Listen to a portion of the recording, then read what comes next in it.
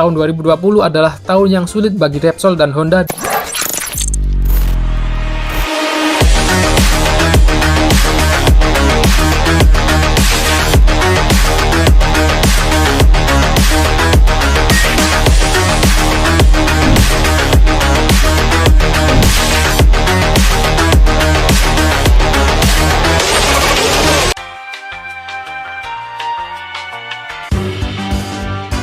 Dalam dunia olahraga, sponsorship merupakan fenomena yang sering sekali kita temui, di mana akan ada dua pihak yang akan menjalin kesepakatan, yaitu pihak perusahaan yang akan menjalin kerjasama dengan sebuah tim ataupun personal. Cara kerjanya simpel sekali. Pihak perusahaan akan memberikan dana untuk mensupport secara material kepada pengiklan, dan pihak pengiklan akan memasarkan iklan ke platform yang mereka miliki. Kedua belah pihak ini akan mendapatkan timbal balik yang saling menguntungkan. Apalagi kalau sampai tim yang mereka support mendapatkan gelar juara, maka perusahaan yang mengiklan namanya akan semakin dikenal. Sponsorship terjadi di hampir semua cabang olahraga, tidak terkecuali di dunia balap MotoGP. Dan salah satu bentuk kerjasama sponsorship di dunia balap MotoGP yang paling langgeng dan paling solid adalah Repsol dengan Honda. Repsol yang merupakan sebuah perusahaan minyak asal Spanyol dan berbasis di Madrid bekerja sama dengan tim balap asal Jepang yaitu Honda Racing Corporation.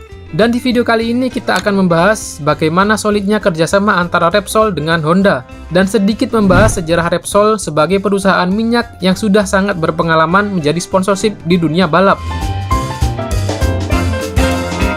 Mungkin selama ini kita mengenal awal karir Repsol di dunia sponsorship terjadi di tahun 1995, yang saat itu Repsol menggandeng Honda bersama pembalap Mick Doohan dengan Honda NSR 500. Tapi kalau kita mundur jauh lagi ke belakang, sebenarnya kisah Repsol sebagai sponsorship di dunia balap sudah berlangsung sejak tahun 1969, ketika mereka mensupport tim balap rally mobil Lancia dan Alfa Romeo.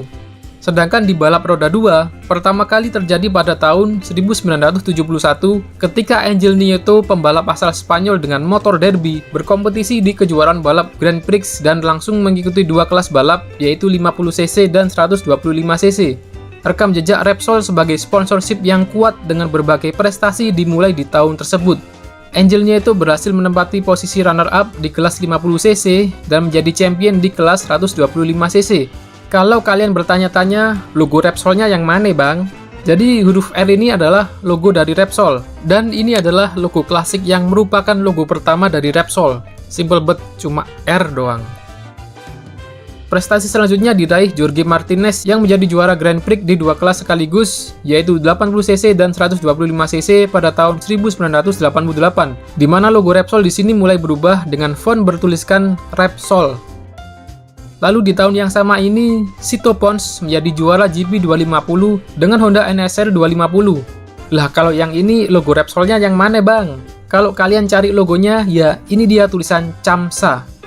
CAMSA sendiri merupakan perusahaan industri minyak yang masih bagian dari Repsol, dan bahkan menjadi cikal bakal dari terbentuknya Repsol itu sendiri. Mungkin bisa dibilang secara tidak langsung, di tahun 1988 ini adalah tahun pertama kalinya Repsol memulai kerjasamanya bersama Honda di balapan Grand Prix kelas 250cc.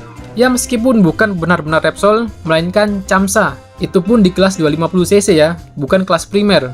Dan kerjasama antara Honda Racing Corporation dengan Repsol yang sesungguhnya terjadi di kelas primer pada tahun 1995. Dengan menggandeng Mick Doohan, pembalap legendaris Repsol Honda yang mampu tampil perkasa dengan meraih 4 kali gelar juara secara beruntun, yaitu tahun 1995 sampai 1998. Sebuah awal dari bentuk kerjasama dengan pencapaian yang sangat mengesankan.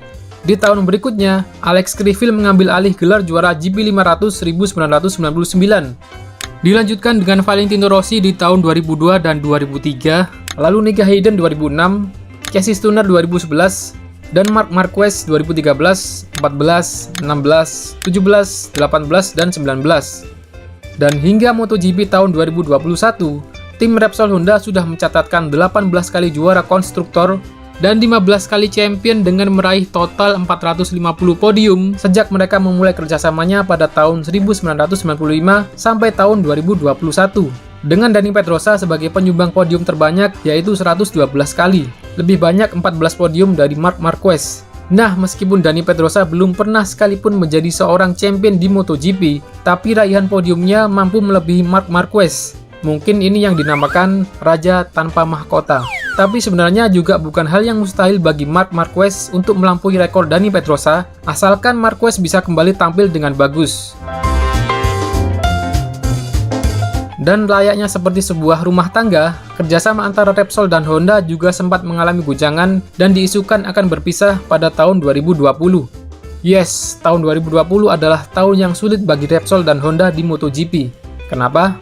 Yang pertama, ini karena pendapatan perusahaan Repsol yang mengalami kerugian besar-besaran. Bahkan pihak Repsol menyebutkan kalau situasi ini adalah hal yang belum pernah terjadi sebelumnya. Kerugian yang dialami Repsol adalah dampak dari pandemi global yang melanda dunia. Faktor lainnya adalah karena harga minyak yang terjun bebas. Lalu yang kedua, ditambah lagi dengan penampilan tim Repsol Honda yang tidak memuaskan di tahun 2020. Sedangkan Repsol harus menyetor uang ke Honda dengan nilai kontrak yang ditaksir mencapai 12-15 juta dolar.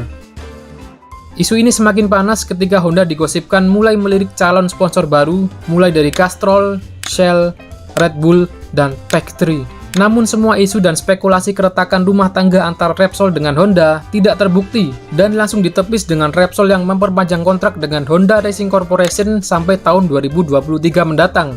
Ya, semoga langgeng terus ya kalian. Honda mesti dapat support dari Ayang Repsol biar tetap semangat mengejar gelar juara, ya kan?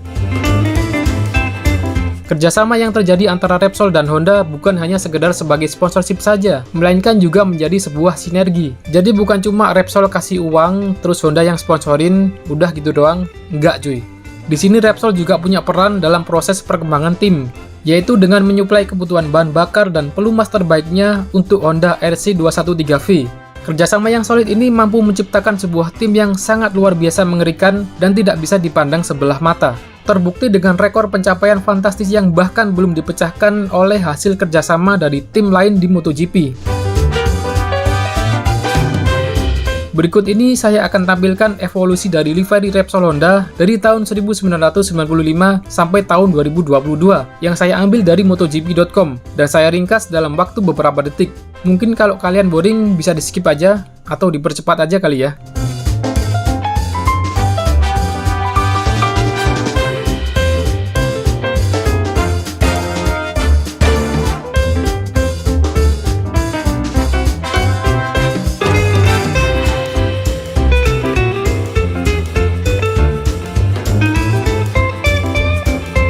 Nah, itu adalah evolusi livery Repsol Honda dari tahun ke tahun, dan tim Repsol Honda juga pernah beberapa kali menggunakan livery spesialnya seperti ini. Untuk detailnya mungkin kita bahas di lain video aja kali ya. Nanti akan saya buatkan video khusus membahas livery spesial Repsol Honda. Oke, jadi menurut kalian mana livery Repsol Honda yang paling good looking? Silahkan tulis di kolom komentar. Jadi sampai di sini dulu video saya soal pembahasan tim Repsol Honda, kerjasama tersolid dalam dunia balap MotoGP. Kalau ada yang kurang atau kalian mau nambahin, jangan sungkan untuk tulis di kolom komentar. Nama saya Awang, stay safe and I'll see you in the next video. Peace!